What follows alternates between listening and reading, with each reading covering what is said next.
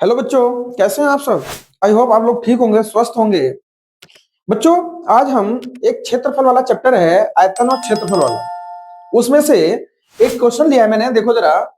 From a solid circular cylinder with the height of 10 centimetre and radius of the base 6 centimetre, a right circular cone of the same height and the same base is removed, find the volume of the remaining solid. बच्चों, ये question कह रहा है कि एक लक्कड़ का मान लो या किसी चीज का मान लो, सॉलिड कोई चीज है जो सिलेंडर के फॉर्म में है, उसमें से मैंने एक कोण काट के निकाल लिया है, तो जो रिमेनिंग पार्ट बचा ना उसका वॉल्यूम बताना है। ठीक है, तो इसके लिए देखो मैं क्या करना है। मान लो ये हमारे पास एक सिलेंडर है, ठीक है, और इसी में से सेम हाइट का ये कोण काट लिया गया है, काट के निकाल लिया गया है।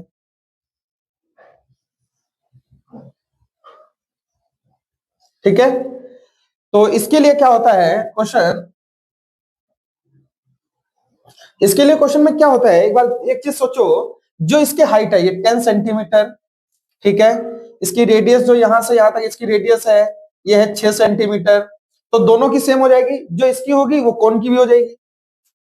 तो इसके लिए मैं क्या करूंगा, सिलेंडर का वॉल्यूम निकाल के अगर उसमें से मैं कोण का वॉल्यूम माइनस कर दूंगा तो आंसर मेरा आ जाएगा। ठीक है, तो आंसर के लिए हम क्या करते हैं, जो बच्चों हमें दिया हुआ है वो निकाल लेते हैं।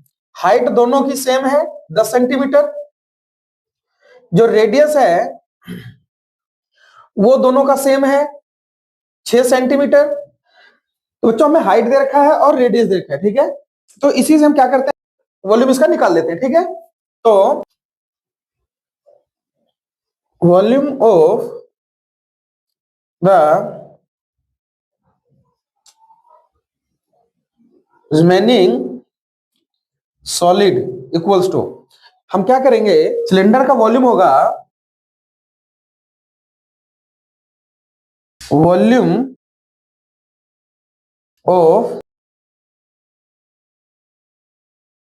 सिलेंडर माइनस, इसमें से क्या करेंगे, वॉल्यूम ऑफ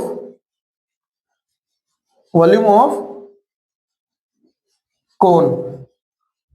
तो बच्चों इसमें वॉल्यूम ऑफ सिलेंडर क्या होता है, pi r square h, minus volume of cone क्या होता है 1/3 पाई आर स्क्वायर एच। ठीक है, इसमें से pi r square h, pi r square common ले लेते हैं, यहाँ क्या बच गया 1 माइनस का 1/3। ठीक है, अब इसमें से इसका मान 1.34 इंटू में आर,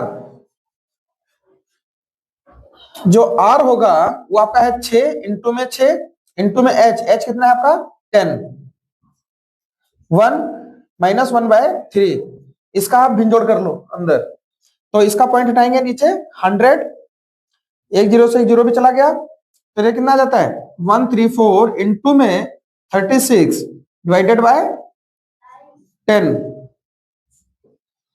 3 माइनस का 1 अपॉन में 3, इसको इंटू कर लेते हैं,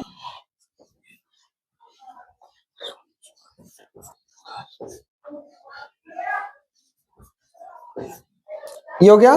ठीक है, अब इसको इंटू कर लें इसके साथ,